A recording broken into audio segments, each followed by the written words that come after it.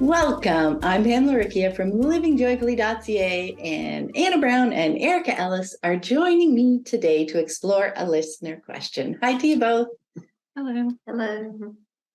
Now, before we get started, I just want to remind everyone that our Q&A conversations aren't focused on giving anyone the quote right answer, because there isn't a universal right answer for any situation that works for everyone. So basically, we're sharing food for thought through the lens of unschooling. And Erika, do you want to get us started? I do. So this question is from Jessie in Colorado, and she writes, "My little is still a toddler, but I recently learned about unschooling and I haven't been able to stop reading more and more. I'm currently delving into Pam's book, Free to Learn. There is one caution in the book that took me off guard and has me worried about whether I can unschool." Pam writes, "One proviso though, unschooling won't work well if you actively avoid having your family interact with the world, with life. Shutting out the world rather than embracing it will limit your children's opportunities to learn, maybe to the point where school is more connected to the world than home is. Inhibiting their exploration of the world around them is not helpful or supportive of learning." I'm wondering if you could delve into what this means a little more, and if unschooling is likely to be a poor fit for folks who are introverted or neurodivergent in a way that makes socializing hard. We certainly go on lots of adventures, hikes, parks, library, etc., and going out can be fun, but interacting with new people is exhausting. We have a small friend group, and I struggle to find the energy to engage with people and organizations that I don't know well in a way I'd want to model. The idea of reaching out and making a lot of new connections is overwhelming, to the point that I do now wonder if my daughter would do better in school. I know that the socialization that happens in school isn't ideal, but I would like her to get to interact with lots of kids and adults, and I worry about my ability to provide that. I have considered sending her to tuition-free preschool just for the experience of interacting with others without me. Sudbury schools and other paid groups are not accessible to our family, both in terms of location and money, but unschooling sounds so much better. So, hi, Jessie, and thank you so much for your question. I'm really excited to hear Pam and Anna's responses too. We're all introverts, so I know we all have a lot of experience navigating this topic.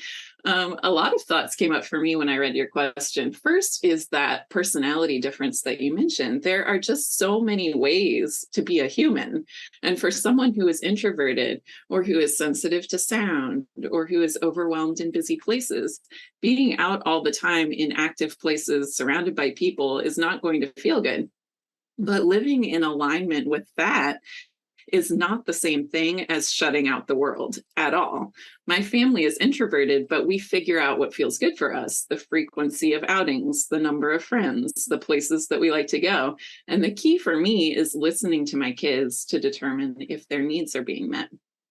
I have a friend who is also introverted like me, but she has an extremely extroverted child. And so that can be more challenging in moments, but there is so much learning there. They're learning about each other's personality differences. She can push herself out of her comfort zone at times in order to meet his social needs, and she can communicate with him about her needs as well. And there are just so many possibilities for meeting his needs that can still feel good to her. School could be one of those possibilities, but there are also co-op classes and homeschool groups and park days, play dates at friends' houses, online gaming, spending time with extended family, having other people take him out to do activities, and so on.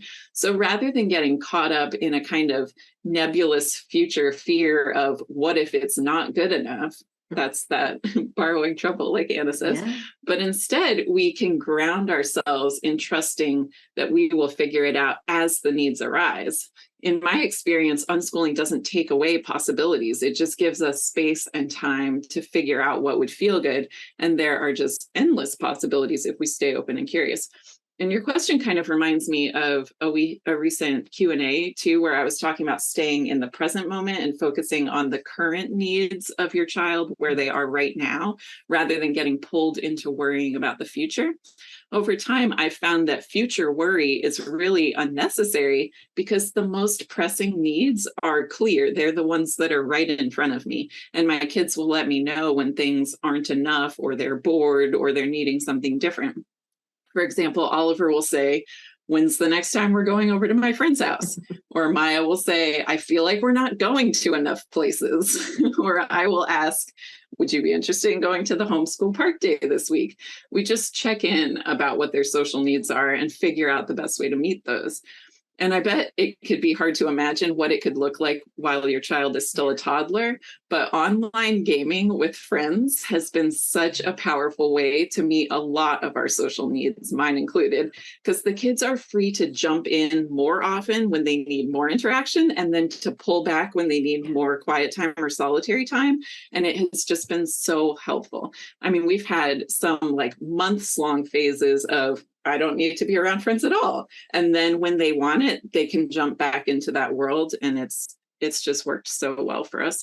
And it can also be helpful to remember that you yourself don't have to be the one who solves all of the problems and meets all of the needs by yourself.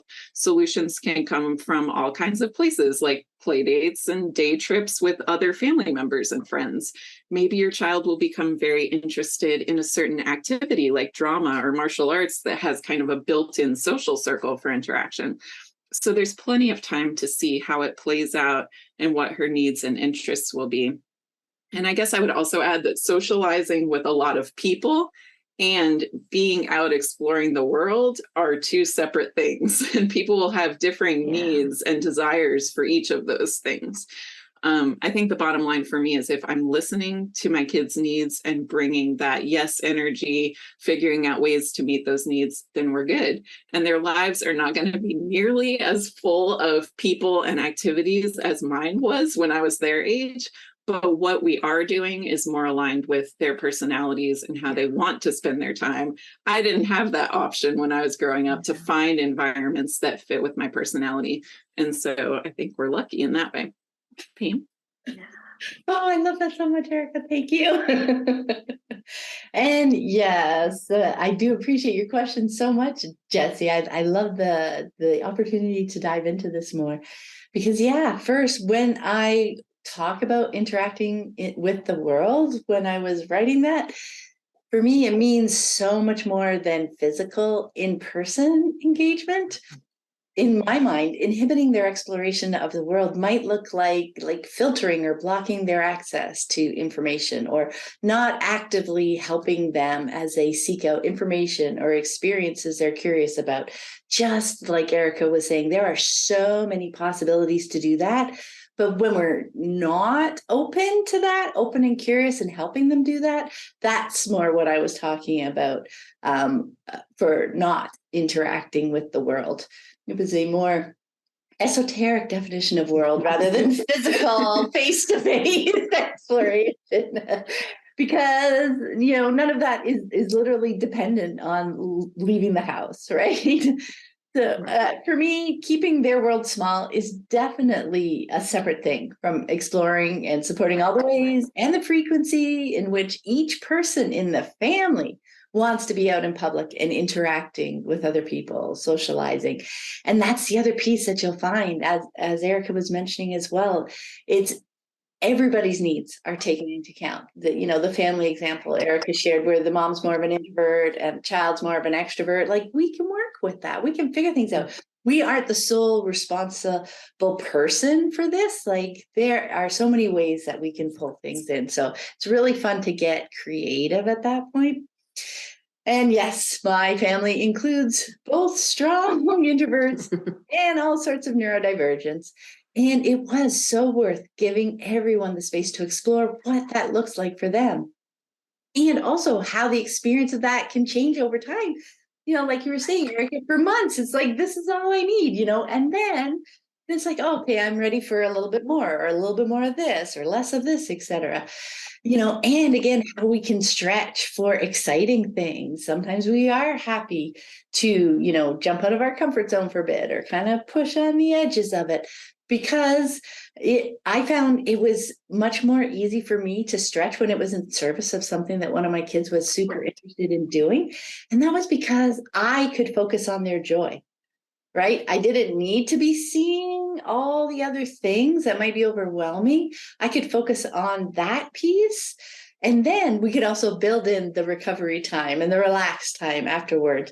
And again, it was different depending on the child. It was different depending on the activity, where they were in the seasons of things. But that level of self-awareness is just so valuable for everyone, adults and kids alike. And when we had that, or we're able to pick up some of it along the way, we could bring that to the table as we figured out plans, figured out ways to move through things that worked for everyone. So in that way, I feel like unschooling is an absolutely wonderful lifestyle for introverted and neurodivergent families, because each person is celebrated for who they are, rather than trying to change them to fit into this more conventional box. So I did want to mention there are a few podcast episodes where we dive into unschooling and neurodivergence that I think you'll enjoy checking out. Episodes 120, 221, and 246, and we'll put the links in the show notes. Anna? Okay, so obviously you guys had a lot of the points that brought up to me as soon as I was reading it, and definitely identify with the question in terms of being an introvert, and it's not really easy for me to reach out to strangers. Don't love big, loud, crowded environments. But what I found was it was so much easier to do those things in small doses when I was facilitating my children. Like you said, Pam, it's like when you're seeing your child light up about something, it's the best. So it really just makes it so much easier. And there's a connection that we have with our children, and that connection helps us find the ways to meet each other's needs, even when it involves stretching our comfort zones a bit. I think the understanding that we had of each other just helped it flow, because we knew we'd figure it out. So we could have this, okay, how are we going to do this? This part feels hard. This doesn't. Okay, we want to do this. They just had a trust in me, and I had a trust that they would also hear me, like my concerns and how I was feeling about it. And the piece, I think maybe you both mentioned it, but remembering that I don't have to meet all the needs as well. Like that helped me kind of ground into, okay, there's other resources available to help meet these needs, and even if it wasn't something that, David could do, that maybe it's a grandparent or a friend or someone else. And so just being open, I found that those opportunities arose for them to be involved in all kinds of ways that I could not have predicted ahead of time. Yeah. And in terms of the school, kindergarten, preschool thing that you were talking about, I really don't believe that toddlers need to be with other toddlers, especially in a classroom environment, because there's really not enough facilitation. And it really isn't an interest for the toddler. Like toddlers aren't interested, like that's not their interest. Their interest is to explore. And at that age, you'll see a lot of parallel play and also a lot of upset, because it's hard. Toddlers are not so sure. I think children want to be with their parents and learning about the world around them.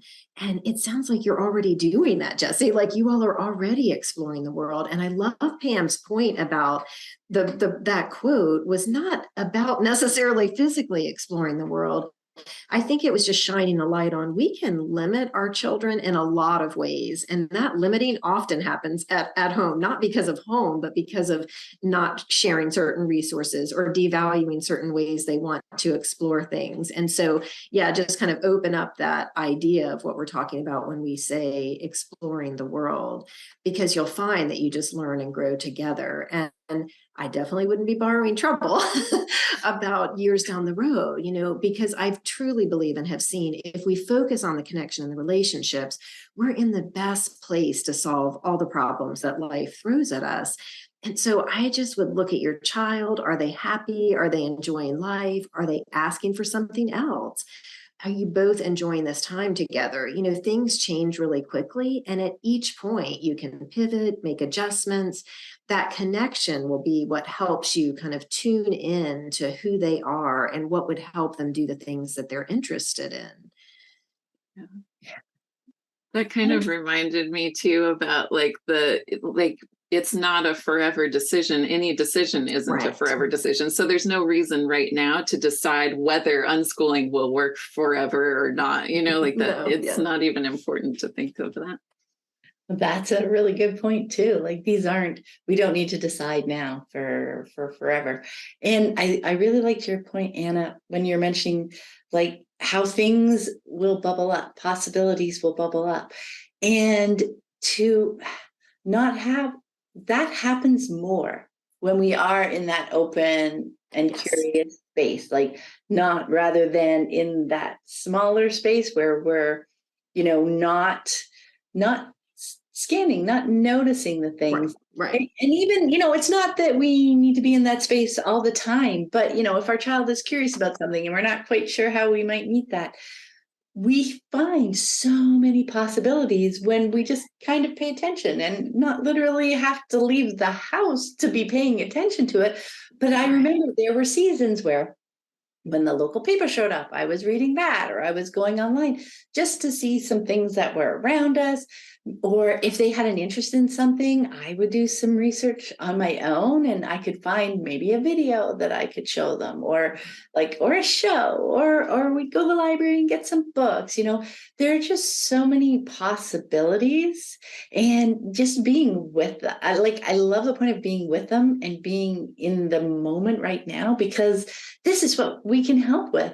And when you're in the moment with them and, noticing times when they're, maybe, I don't, the word bored comes to mind, but there's a whole conversation around that. Right. But what it does is we can help them in those moments. We can work together. It's not even so much helping them, as in we have to come up with a solution. Okay, you're bored. I'm gonna here you go, do this thing. It's conversations. It's sitting with that. How are they feeling? Did they want to try something new? Are they at those times, maybe what they want is comfort things, a show that they are very familiar with. When they're feeling at odds and not sure what they want to do next. There are just so many different ways to go. But when we can be with them in the moment, we can learn so much about them. We can help them move through that moment. And when you're doing that, there's so much less chance that you're going to be blindsided by something coming up, right? That, oh my gosh, not going to school was just a horrible choice because their whole world was too small. Yeah, it is much more of a mindset, much more of a way of engaging with your child and just helping them pursue and enjoy the things that they're interested in. Right. What that really brought to mind for me was when we get into this kind of thought process of way down the road, we're so out of the moment that we really are missing the cues. We really are missing what's happening. And so once you get a little bit more time under your belt with your child, you'll see that as you stay connected, it's this gradual growth. You're gradually growing together. You're learning more about each other and how you work well together and what works, for how long and those type of things. And so then it just naturally unfolds and grows. But it's like if you jump way ahead, you're just thinking, I can't do this, and it's this, but it's really pulls you out of where the actual learning is about each other, which is in that moment, because that's all that we have. And so just watch for that, hey, I'm getting way ahead of myself. I'm really sitting in my head and disconnecting from my child, because as we always say, we've said on the podcast so many times, when you start feeling that, just lean back into the child in front of you. And then you see oh yeah, we're doing great. We're having a great time. Look at all that they've learned in the short 2 years that they've been on the earth. Right. And when you're thinking so far ahead, I feel like the only way to really do that is to be thinking of this kind of generic person who's going to require these different things. And, a teenager is going to have this many friends and will have learned these things and gone to these places or whatever it is. And so that really is not about the child at all and the individual. And so focusing more on the excitement of learning who this person is and how cool that is. Everyone is so different. And so school doesn't make us think that everyone is so different. And I think that's kind of a mindset shift to really realize how different every person is. And so when you have this very young child in front of you who's kind of just starting life, how fun and exciting is it to look at them and think, each thing that we do, I'm going to learn, oh, they like that. They don't like that. Ooh, this is really exciting for them. Who knew that they were going to be interested in that? And then that's where, life just gets more and more fun.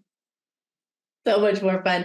There was one little thing Yes. also that bubbled up for me, and yeah, you were mentioning like leaning into your child, Anna, and that reminded me there will be seasons moving forward where the question does, am I doing enough? Right? This is what this kind of feels like now as we dive into. Yeah. And so, not to be afraid of that question, not to take that question as judgment, as like, oh, I'm failing unschooling, I'm failing parenting. Am I doing enough for them?